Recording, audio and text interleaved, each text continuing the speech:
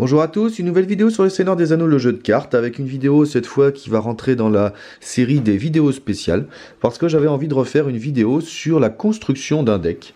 Voilà, alors je vais vous présenter la construction de mon deck actuel, qui n'est pas définitif, et voilà, on va essayer de discuter de ça.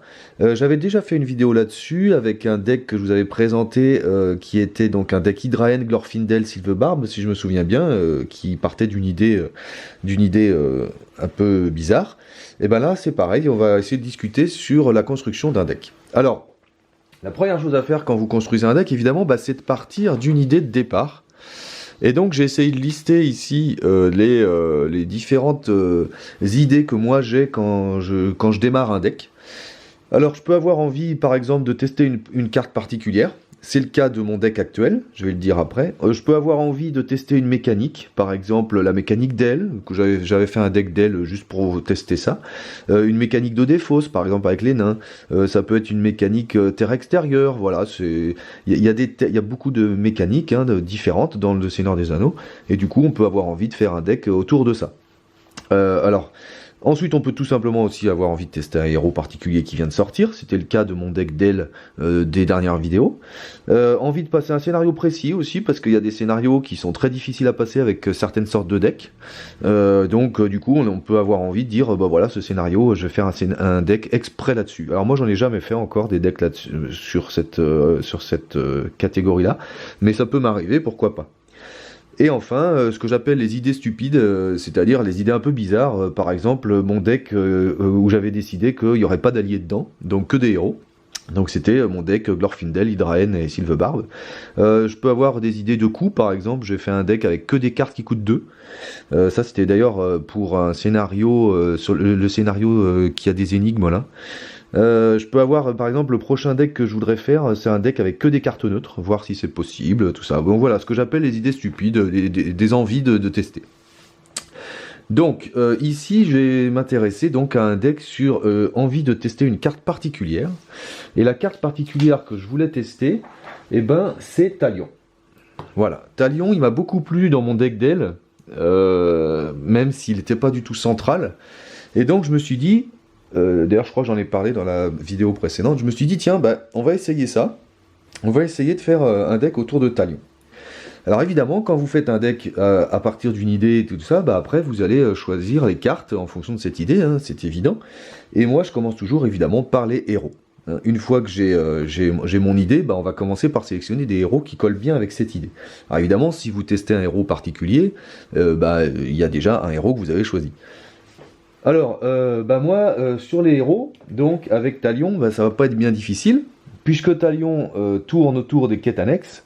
Ces deux pouvoirs sont autour des quêtes annexes, donc on se rappelle, Talion, dès qu'il y a une quête annexe dans la pile de victoire, il se redresse en chaque début de phase de combat, et quand il y en a 3, il devient héros, et en plus il prend les sphères des quêtes annexes qui sont dans la pile de victoire. Donc voilà, c'est ça que moi je voulais vraiment essayer d'avoir Talion à fond.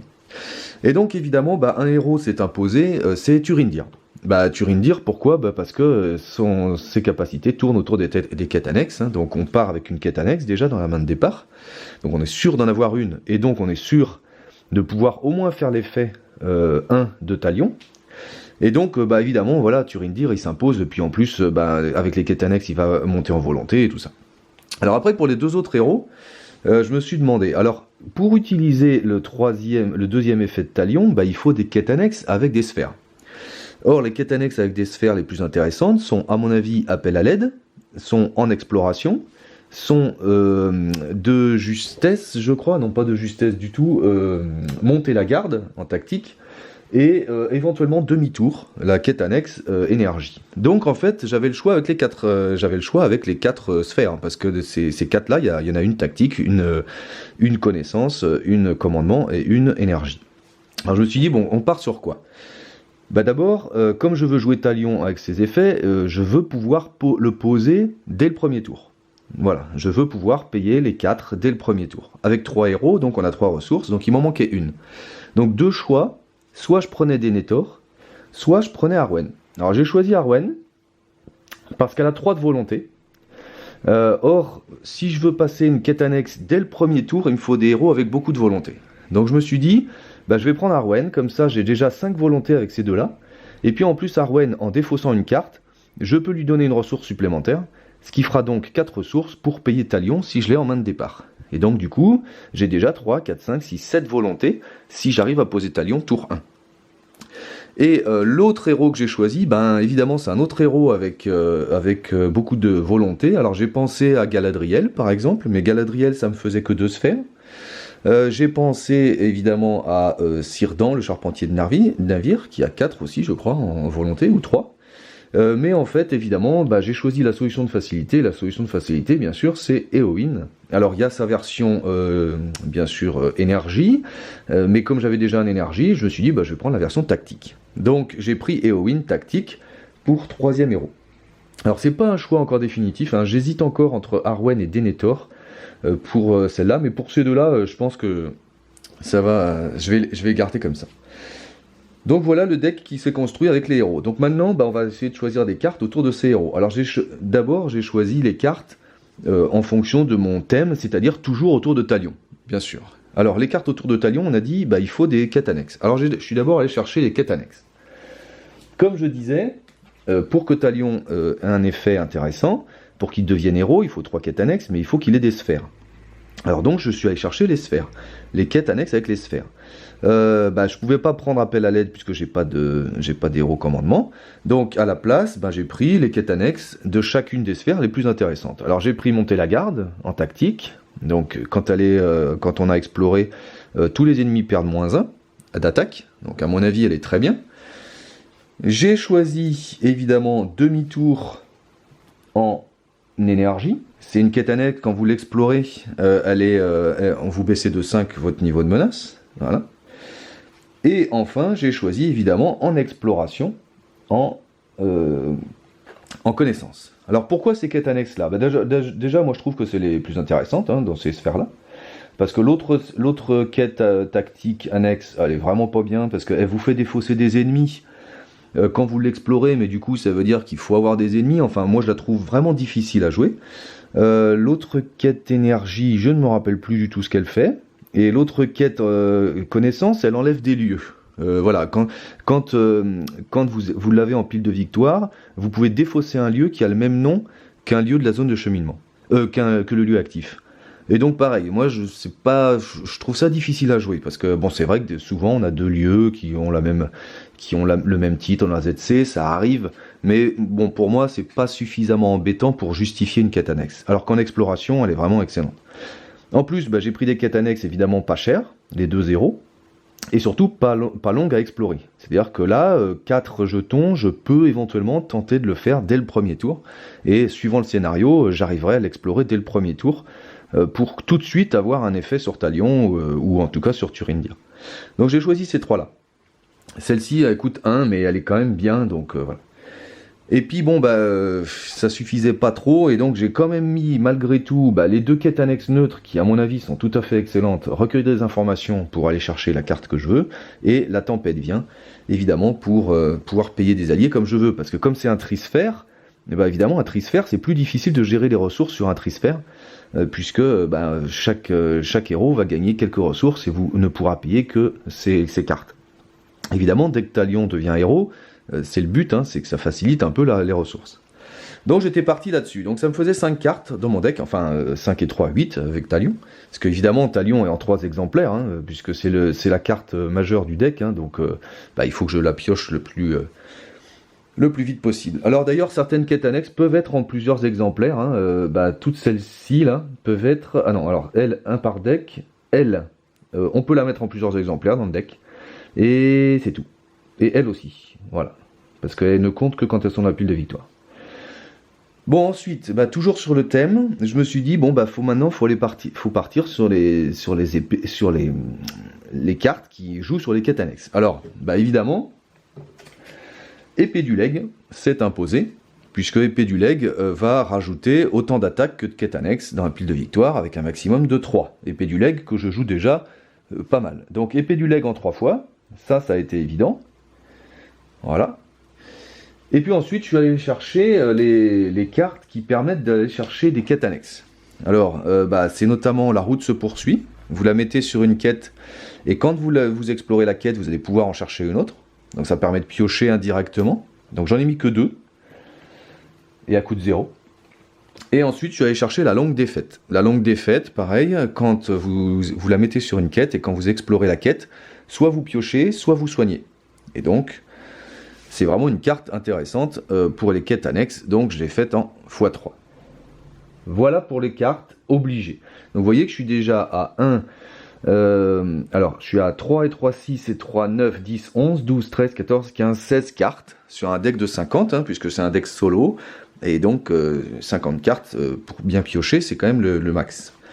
Donc j'ai déjà, combien j'ai dit, 17, hein, 3 et 3, 6 et 3, 9, 10, 11, 12, 13, 14, 15, 16. 16 cartes. Alors après, sur le reste, comment faire? Et ben ensuite, une fois que j'avais ça, il va falloir aller chercher des alliés pour nous aider. Or, les alliés, comme je suis dans un trisphère, je me suis dit, vaut mieux des alliés pas trop chers. Puisque sinon, je vais avoir du mal à les payer. Donc, je suis allé chercher des alliés pas trop chers. Et en fait, y a les Sylvains par exemple qui sont pas trop chers, il y a les terres extérieures, mais ça rentre pas très bien du coup dans ce deck là, parce que pour moi jouer Sylvain sans Celeborn ou sans 30 d'huile, ça sert pas à grand chose. Les terres extérieures c'est pareil, hein, il y a des héros qui sont spécialisés terres extérieures, donc ça sert à rien, enfin j'aurais pu jouer des terres extérieures, mais je préférais d'autres. Alors je suis allé chercher comme allié des Ents en fait. Donc quand j'ai vu le prix des Ents et leur capacité, évidemment, c'est toujours pareil, hein, c'est un super rapport qualité-prix. Les Ents, certes, arrivent inclinés, mais comme je pars très bas en menace, parce que je suis à 23 avec ces 3 héros, je me dis que j'ai le temps d'installer quelques tours des Ents pour qu'ils soient efficaces au tour 3-4, on va dire, le temps d'explorer certaines quêtes annexes, etc. Donc je me suis dit, j'ai le temps de m'installer, donc de jouer des Ents. Alors donc je suis allé chercher les Ents qui sont efficaces, donc Vif Sorbier bien sûr, le protecteur de la salle du jaillissement, l'Enterrant, Odetsu puisqu'il est tactique, le gardien de Dérunant, et voilà pour les Ents. Je n'ai pas joué Bouclefeuille, le dernier Ent sorti, parce que je le trouve cher et pas forcément efficace, et donc voilà, je suis sorti sur ces Ents là. Alors j'en ai pris certains en x3 comme le protecteur, d'autres en x2, voilà. Tac. Ensuite Odetsu, Vif Sorbier. Alors j'ai beaucoup de cartes uniques en plusieurs fois, mais je me dis qu'avec l'effet d'Arwen, c'est pas trop un problème parce que je vais pouvoir défausser des cartes pour avoir des ressources. Donc c'est pour ça que je ne m'inquiète pas sur les cartes uniques, même si Vif Sorbier, je l'ai fait en x3. Voilà. Alors une fois que j'étais parti sur le Ent, évidemment il y a un Ent qui s'est imposé, bien sûr, c'est Sylvebarbe. Donc Sylvebarbe, je l'ai rajouté pour 2 choses. Déjà c'est un allié très puissant. En plus il coûte 4, donc comme Talion, je peux le sortir tour 1 éventuellement s'il sort tour 1. Donc du coup j'ai 2 alliés que je peux sortir tour 1. Qui sont très puissants. Et puis évidemment, du coup, ces ressources vont m'aider à payer les Ents ou à le redresser. Donc quand vous jouez Ent, Sylvebarbe allié, si vous jouez pas évidemment le héros, Sylvebarbe allié est à mon avis indispensable. Donc je suis parti sur Sylvebarbe. Ensuite, ça ne me faisait pas beaucoup d'alliés, donc je suis allé en chercher d'autres. Alors je suis allé chercher le Rôdeur de Cardolan. Alors pour la même raison que les 2 autres, il coûte 4, donc je peux éventuellement le payer tour 1, mais surtout il a un effet intéressant, c'est qu'en phase de combat, quand j'engage un ennemi, je peux payer 1 pour mettre en jeu le Rôdeur du Cardolan. Et pour ça il faut un héros rôdeur, Turindir est rôdeur, donc tout va bien. Non, il faut un héros d'Unedin, voilà, et Turindir est d'Unedin. Donc du coup, voilà, rôdeur du Cardolan me semblait pas trop mal. Donc je l'ai mis aussi en 3 fois parce que lui, il a l'avantage de ne pas être unique, donc je peux très bien poser les 3 d'un coup si je veux. Et voilà. Alors après, j'ai complété. Là, je suis à je sais pas combien de cartes, hein, mais je suis loin d'être à 50. Et donc, du coup, j'ai complété. Alors, j'ai complété avec des petites cartes qui vont m'être utiles. Évidemment, j'ai pris 2 boucliers d'or. Pour, évidemment, Éowyn, pour qu'elle puisse défendre à 5. Puisqu'avec le bouclier d'or, elle ajoute sa volonté. à ça. Alors, comme j'ai pas beaucoup de héros défenseurs, même si j'ai des Ents, je me dis, le bouclier d'or, ça doit être, ça va faciliter les choses. Ensuite, je suis allé chercher Glorfindel. Glorfindel, qui est un allié très cher en énergie, mais que je ne pourrais payer évidemment que si j'ai la tempête vient, hein, parce que sinon le temps d'avoir 5 en énergie, ça va être impossible. Mais il a deux avantages. Premier avantage, je peux le défausser pour avoir une ressource sur Arwen, parce que je peux le jouer depuis la pile de défausse. Donc je peux le défausser, et si j'ai des ressources, le faire venir quand même. Donc à mon avis, c'est un très bon allié. Et puis en plus, bah, évidemment, il peut se redresser à chaque tour, à condition de défausser une carte. Donc ça va recycler mes cartes uniques, éventuellement. Donc Glorfindel, je me suis dit, pourquoi pas, peut-être que je jouerai jamais, peut-être que si, on verra. Mais je pense que c'est pas une erreur de le mettre. Après, je suis allé chercher des alliés un peu plus anecdotiques. Toujours pas cher, mais avec beaucoup de volonté pour passer les quêtes annexes. Et donc, je suis allé chercher la navigatrice du Lindon. Alors, même chose, celle-ci, elle peut s'engager en quête sans s'incliner. Mais par contre, quand elle s'engage en quête, vous devez défausser une carte pour la garder ou alors la défausser. Alors, même chose, ça permet de recycler mes cartes uniques. Alors, en début de partie, j'en ai pas forcément besoin, j'en ai pas forcément à défausser, mais en milieu de partie, on va dire, elle se révèle efficace parce qu'elle a 2 de volonté, puis éventuellement un petit 1 d'attaque, ou en tout cas, ça peut se sacrifier sur une défense pénible, voilà, puisqu'elle s'incline pas pour aller en quête. Donc, je suis allé chercher ça en x3. Et enfin, dernier allié que j'ai pris, c'est Galdor des Havres. Alors, même chose, je le jouerai pas, je sais pas trop encore si je vais le garder, parce qu'il coûte 4 en connaissance, donc c'est assez cher. Donc là aussi, je pourrais le faire venir que si j'ai fait la tempête vient. Mais il a l'avantage, c'est que quand je défausse une carte, j'en pioche une.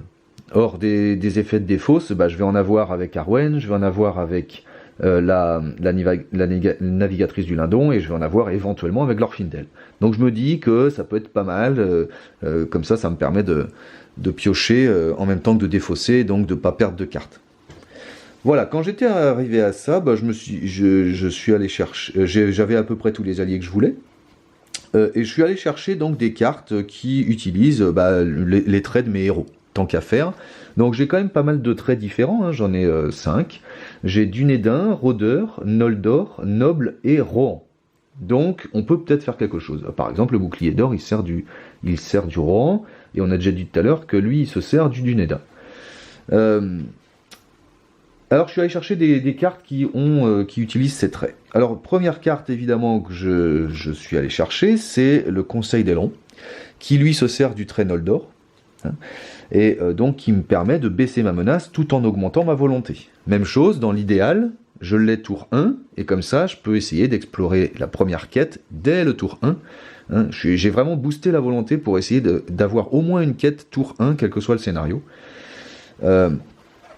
Et donc du coup, ça baisse ma volonté, je n'ai pas d'autre baisse de menace à part demi-tour, donc je me dis que c'est indispensable. Donc je l'ai mis en 3 fois, et coûte 0, voilà. Ensuite, je suis allé chercher Pied ailé. Alors pourquoi Pied ailé ? Parce que ça s'attache sur un héros rôdeur, donc Turindir est rôdeur, et du coup ça permet de le redresser, parce que Turindir, le problème c'est qu'on va l'envoyer tout le temps en quête, parce qu'il a beaucoup de volonté dès qu'on a des quêtes annexes. Mais Turindir, il attaque pas mal, et c'est le héros qui attaque le plus, hors effet particulier d'Éowyn. Donc du coup, j'aimerais bien m'en servir une deuxième fois. Donc, avec Pied ailé, j'annoncerai ennemi à chaque fois, et s'il y a un ennemi qui sort, il se redresse, et comme ça, il pourra attaquer. Et évidemment, si j'arrive à avoir Pied ailé sur Turindir, je lui collerai l'épée du legs, qui le boostera en attaque, et il pourra attaquer jusqu'à 5. L'épée du legs, évidemment, est aussi destinée à Talion s'il devient héros. Hein, puisque s'il devient héros, je peux lui attacher l'épée du legs. Donc voilà pour Pied ailé, hein, l'explication, c'est Turindir, ça permettrait d'utiliser Turindir plus efficacement, plutôt qu'il aille que en quête. Et enfin, je suis allé chercher Histoire de Tinuviel. Donc, il faut un personnage de Noldor et Dunédain, ce qui est mon cas, et en fait, du coup, avec cette carte, je peux incliner le Noldor pour booster le Dunédain, ou inversement. Hein, vous voyez, incliner un personnage Noldor pour redresser un personnage Dunédain, ou vice-versa, jusqu'à la fin de la phase, ajouter la volonté imprimée du personnage incliné à toutes les caractéristiques de l'autre personnage. Par exemple, j'incline Arwen je joue ça, j'incline Arwen pour redresser Turindir, et du coup son 3 de volonté va booster Turindir ce tour-là. Donc à mon avis ça peut être intéressant, à condition qu'Arwen soit pas incliné évidemment. Ou alors je fais l'inverse, mais à mon avis ce sera moins souvent le cas, c'est-à-dire que j'inclinerai Turindir pour redresser Arwen, et pour booster Arwen avec la volonté de Turindir, dans toutes les caractéristiques, sachant que la volonté de Turindir pourra monter à 2, éventuellement si je fais les 5 jusqu'à 7, ça peut être pas mal, et ça peut être un défenseur à 9. Alors Arwen défendre à 9, ça peut être pas mal. Donc je l'ai mise en 2 fois, à mon avis ce sera vraiment sur des boss, sur des fins de scénario tendus que je l'utiliserai, mais ça peut me sauver. Donc voilà, là j'ai fait mon deck, il y a 50 cartes tout pile, j'étais assez content. Alors les manques de ce deck, clairement. Déjà, j'ai aucune espèce d'annulation d'effet une fois révélé ou d'effet ombre. Donc ça va être un problème, je pense, sur certains scénarios. Même si en solo, on est un petit peu moins tributaire de ça, parce qu'on prend moins d'effets une fois révélés et moins d'effets ombre qu'en duo, puisqu'en duo, on a plus d'ennemis, on a plus de lieux, on a plus de cartes. Mais enfin, je pense que ça va être un problème. Donc il va falloir peut-être que je règle ça. Je sais pas encore comment. Je pensais peut-être avec un tison. Mais malheureusement, le tison, je sais pas trop sur quoi le mettre. Alors sur Talion, faut qu'il soit héros. Il faut qu'il soit héros connaissance. Sur Turindir, il défend à 0, donc un tison, non. Alors après, évidemment, j'ai coup précipité. C'est une carte énergie qui est un one-shot qui annule un effet ombre. Mais elle coûte 1, des ressources, j'en ai pas tellement, donc je sais pas encore. Les effets une fois révélés, je pourrais les enlever avec tester sa volonté, comme d'habitude. Je suis énergie. D'ailleurs, à la base, j'avais choisi Arwen aussi pour ça, pour avoir la sphère énergie. Mais pareil, ça me fait des cartes à remplacer là-dedans. Lesquelles je vais faire, je sais pas. Est-ce que je prends ces deux-là, je les enlève et je mets des tester sa volonté? Est-ce que j'enlève Galdor? Je sais pas encore. Donc ça, c'est le gros problème, c'est que j'ai aucune annulation. Donc sur certains scénarios, à mon avis, ça va être très pénible. L'autre souci, alors évidemment, j'ai testé ce deck, tel qu'il est là. J'ai testé une fois sur le dernier scénario du cycle 8, le fantôme de Framsbourg. Là. Alors je l'ai passé le scénario très facilement, mais je me suis aperçu que je piochais pas assez. Alors pour piocher, même chose, comment je vais améliorer? Alors j'ai plusieurs solutions de pioche. Évidemment j'ai les cartes de pioche connaissance, comme Rune de Daéron, celle qui est maudite là, et je me rappelle plus comment elle s'appelle, qui pioche 3. Et donc éventuellement je pourrais les mettre. J'ai aussi Ancien Matome que je peux jouer puisque je suis énergie. Ancien Matome, ça s'attache à un lieu, je piocherai 3 cartes, c'est pas mal. J'ai aussi Marteau à ennemi. Marteau à ennemi puisque je suis tactique. Mais Marteau à ennemi, le problème ça va être qu'il me faut une arme pour l'utiliser. Or une arme je n'en ai qu'une, c'est l'épée du leg. Donc si elle sort pas, je peux pas utiliser Marteau à ennemi. Donc je réfléchis encore à ça sur la pioche. Alors la pioche, pourquoi elle me manque? Pour aller chercher les quêtes annexes.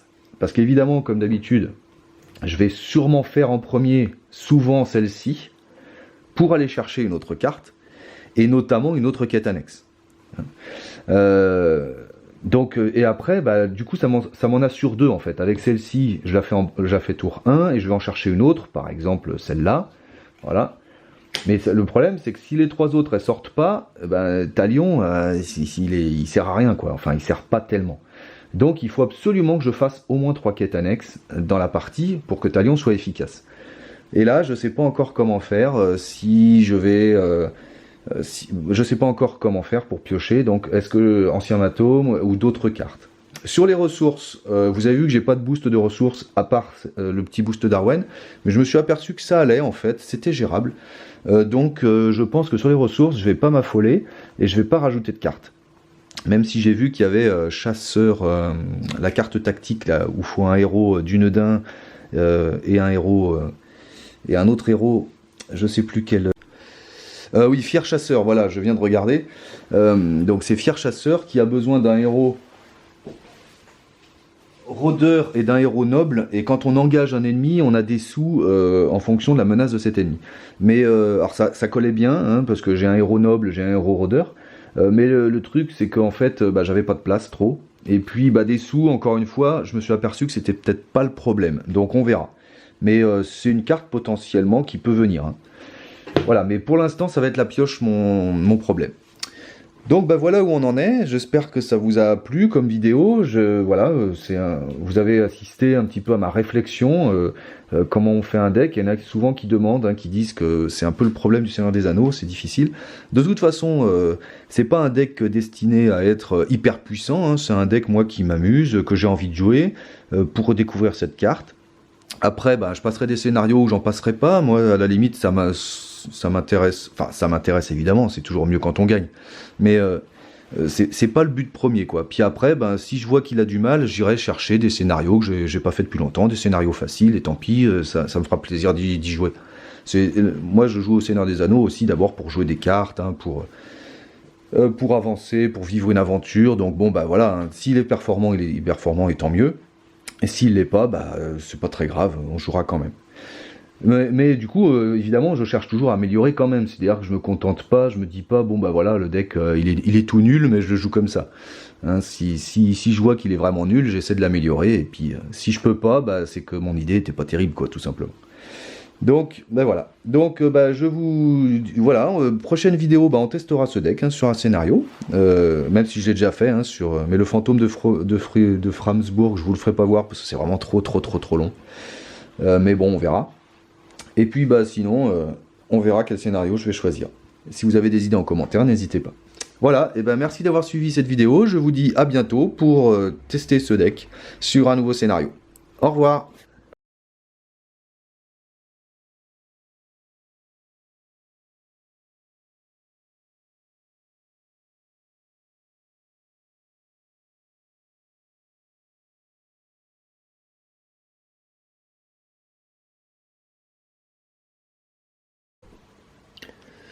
Bien, donc après cette présentation de la construction du deck, vous le verrez pas à la vidéo, mais j'ai fait plein de parties depuis que je vous ai montré comment je construisais ce deck.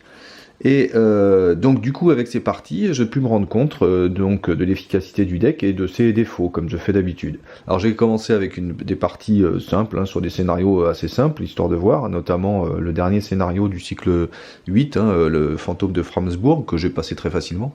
Mais je me suis aperçu donc du coup que j'avais vraiment un problème de pioche, hein, comme je m'en doutais quand j'ai construit le deck. J'avais vraiment un gros problème de pioche. Donc du coup bah, j'ai refait le deck en fonction de ça. Et donc, bah, j'ai carrément au départ rajouté somme de connaissances pour avoir donc quatre cartes de pioche en plus. Et comme il est maudit 2, mais la menace n'est pas un vrai problème dans ce deck.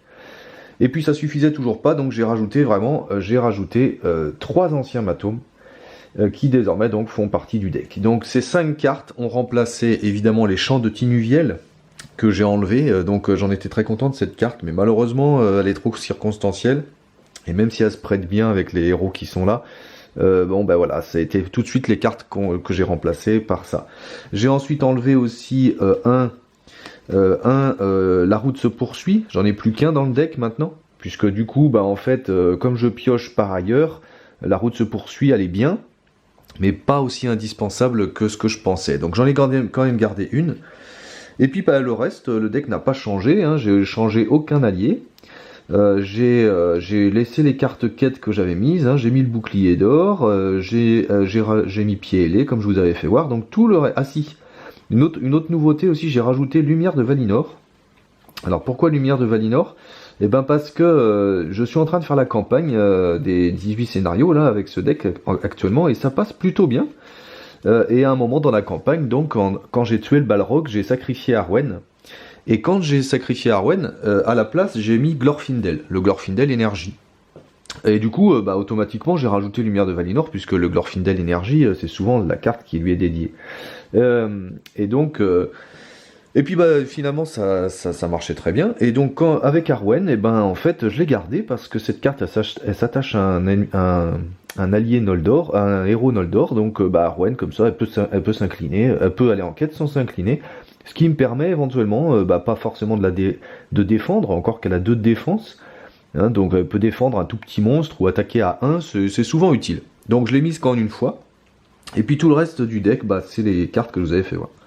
Alors maintenant, je vais vous expliquer un peu vite fait comment je joue ce deck, parce qu'il est vraiment plus performant que ce que je pensais.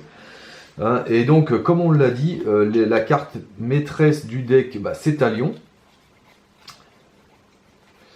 Donc il est toujours en x3, hein, bien sûr, parce qu'il faut vraiment réussir à le piocher rapidement.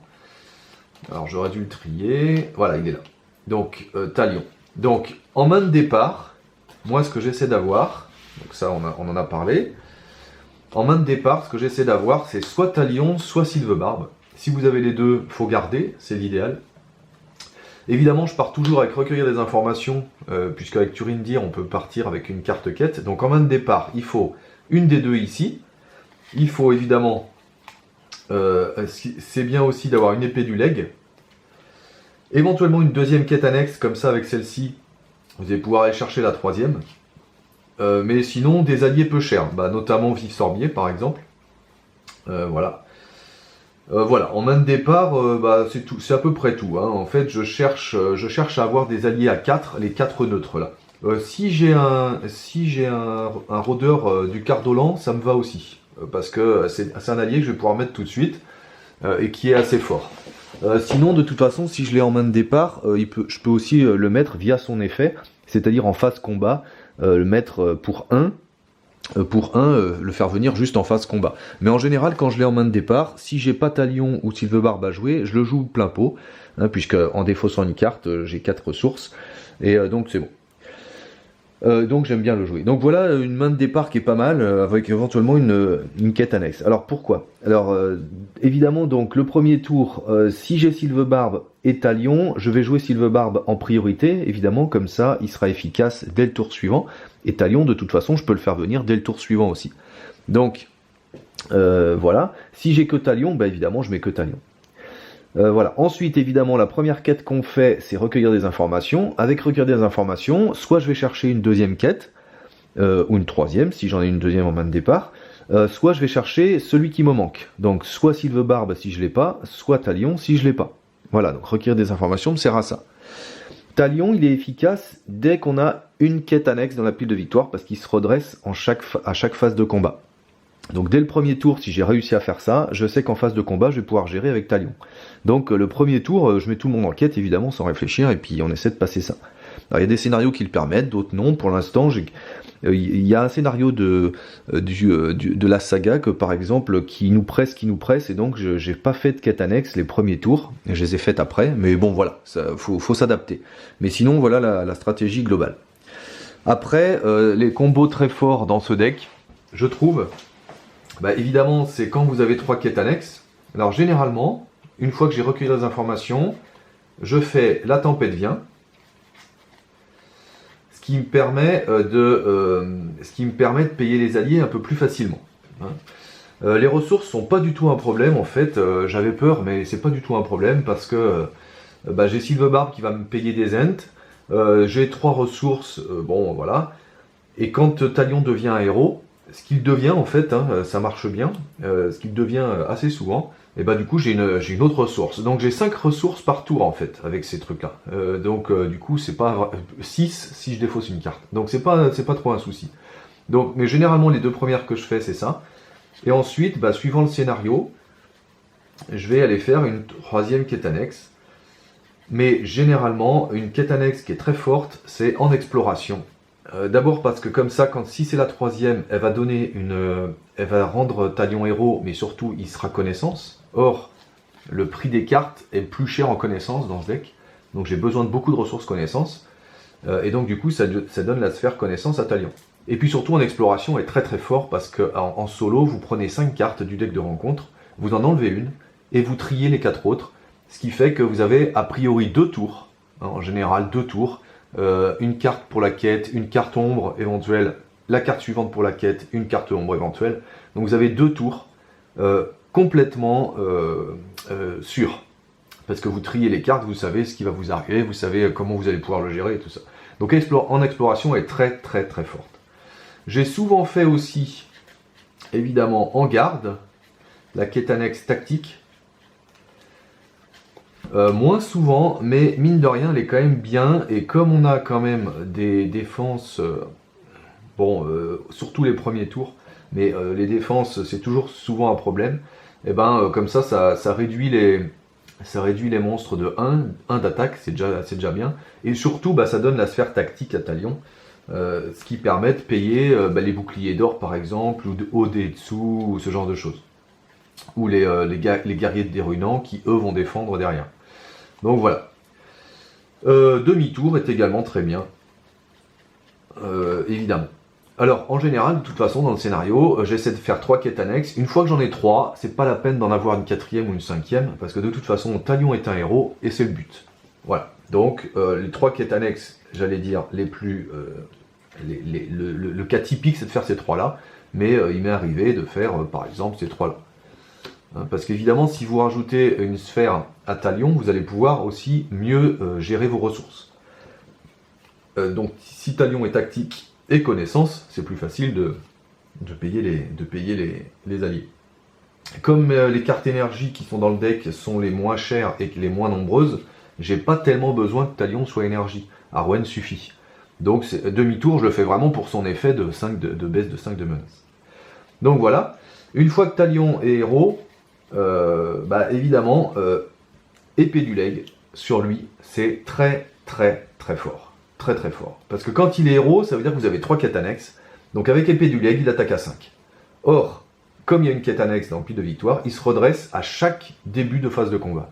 Donc vous êtes sûr d'avoir un combattant à 5 à chaque phase de combat, s'il n'a pas défendu évidemment, mais en général les défenses vous les faites avec quelqu'un d'autre.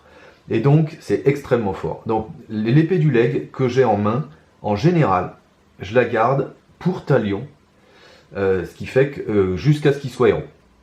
Si jamais j'y arrive pas, si je vois que ça dure, que j'ai pas mes 3 quêtes annexes, évidemment épée du leg ira à Turindir. Éowyn n'en a pas besoin parce que Éowyn elle a son boost de plus 9 que j'utilise une fois, mais le reste du temps elle va en quête. Mais Turindir c'est très très bon aussi. Mais évidemment, pour que ce soit efficace, il faudra mettre un pied ailé sur Turindir. Comme ça, vous annoncez ennemi à chaque début de phase de quête, et si un ennemi arrive, et comme ça vous redressez Turindir qui est allé en quête, et il attaquera à 5, enfin pas forcément à 5, mais à 2 plus le nombre de quêtes annexes pour la phase de combat. Évidemment, l'épée du leg va aussi très bien sur Arwen, à condition, bien sûr, que vous lui ayez mis Lumière de Valinor, que je vous ai montré tout à l'heure. Parce que si Arwen elle va en quête, elle a 3 de volonté. Donc si elle n'est pas inclinée grâce à Lumière de Valinor, mine de rien, son petit attaque de 1 devient une attaque de 2, de 3, ou voire de 4, et du coup ça devient une très bonne attaquante. Alors je ne sais pas dans quel deck on peut se vanter d'avoir attaqué avec Arwen, mais dans ce deck-là, c'est possible. Voilà. Donc ça m'est arrivé plusieurs fois, j'avais mis Lumière de Valinor sur Arwen, et puis du coup j'ai une épée du leg en rab, hop, je la mets sur Arwen. Mais la première épée du leg, encore une fois, va en priorité sur Turindir. Bon, sur le reste, il n'y a pas grand chose, je vous ferai voir une partie avec ce deck, de toute façon, peut-être sur la campagne. Sur le reste, il n'y a pas grand chose à dire. Évidemment, les Ents sont excellents. Évidemment, quand vous avez le bouclier d'or, vous allez le mettre sur Arwen, et à partir de ce moment-là, vous essayez un peu défendre. Silverbarb est évidemment très fort. Le rôdeur du Cardolan, j'en ai déjà parlé, il est très fort aussi.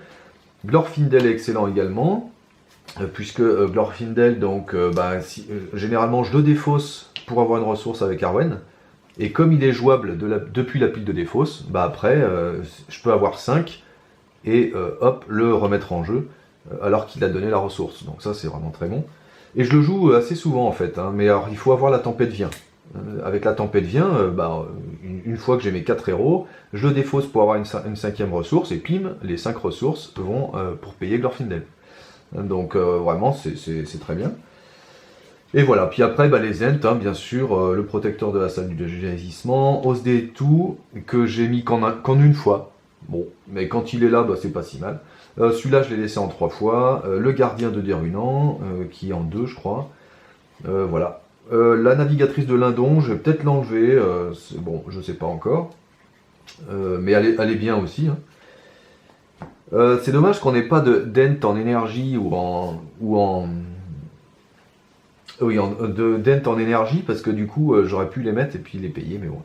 Voilà, donc voilà pour ce petit comment jouer, vraiment donc un deck que je trouve vraiment sympa à jouer, notamment avec Talion, hein. Si vous arrivez à faire ce que vous voulez avec Talion, c'est vraiment super, mais en fait, voilà, tous les héros vont bien ensemble. Comme je le disais, une version alternative du deck, c'est d'utiliser Glorfindel à la place d'Arwen. Alors évidemment, vous perdez la ressource initiale. Hein. Je rappelle que j'avais choisi Arwen pour être sûr d'avoir 4 ressources dès le premier tour. Avec Glorfindel, c'est plus possible. Ça veut dire que Talion, si vous voulez le jouer, bah, vous allez devoir attendre un tour. Mais évidemment, il a autant de volonté qu'Arwen, mais il attaque beaucoup plus, et surtout, bah, évidemment, avec Lumière de Valinor, bah, il ne s'incline pas pour aller en quête, et donc il va pouvoir attaquer lui aussi à 3 plus le nombre de quêtes annexes, ce qui fait un très gros attaquant. Quand vous jouez Glorfindel, il faut rajouter des Lumières de Valinor. Une seule ne suffit pas. Moi je l'ai mis qu'en un, parce qu'avec Arwen, c'est le petit bonus, on va dire. Mais si vous jouez Glorfindel, il faut le mettre en 3. Donc dans ce cas-là, vous allez remplacer par exemple un bouclier d'or, ou quelque chose comme ça. Donc voilà la petite version alternative. Cette version alternative part avec 5 et 6, 11 et 8, 19 de menaces. Donc vous êtes en secret, mais on s'en sert pas. Mais elle part avec 19 de menaces pour une volonté de départ de 4 et 3, 7, 8, 9. Donc vous perdez 2 de volonté, puisque avec Arwen, vous partez aussi avec 9 sur les héros. Mais normalement, vous avez pu, dès le premier tour, mettre soit Talion, soit un rôdeur du Cardolan, soit Sylvebarbe. Mais Sylvebarbe, lui, il servira que le tour d'après. Donc voilà, moi je préfère la version avec Arwen, mais la version avec Glorfindel est très très bonne aussi, si vous voulez tester. Voilà, que dire de plus? Eh bien rien de plus. J'espère que j'ai été exhaustif sur cette présentation. J'espère que ça vous a donné envie d'essayer cette petite version, ou alors une autre qui pourrait vous inspirer. Moi je suis assez content de ce deck, et je vous le montrerai donc dans une prochaine vidéo. Et pour ça, je vous dis à bientôt. Au revoir, merci d'avoir suivi.